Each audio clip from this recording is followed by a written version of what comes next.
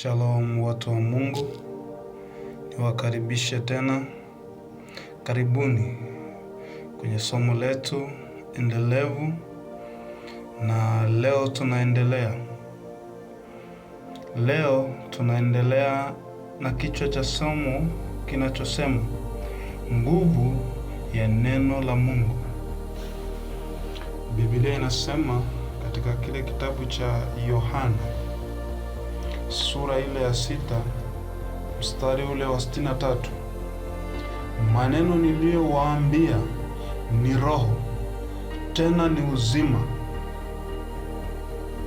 Wapendwa, neno la Mungu sio hadithi wala sio maneno ya kawaida. Ndani yake kuna uzima, kuna nguvu, kuna tumaini.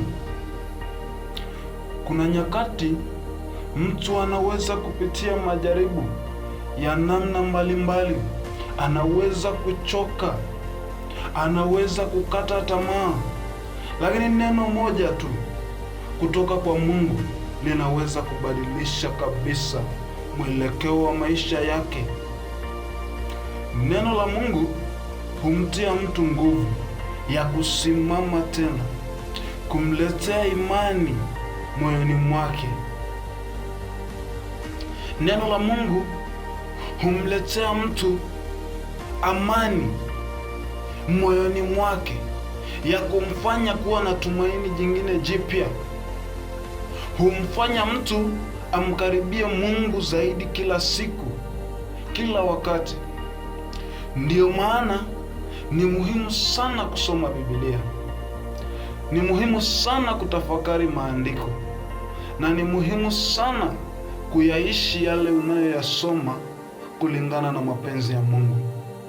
Biblia inasema katika Mathayo sura ile ya 4 mstari wa 4, mtu hataishi kwa mkate.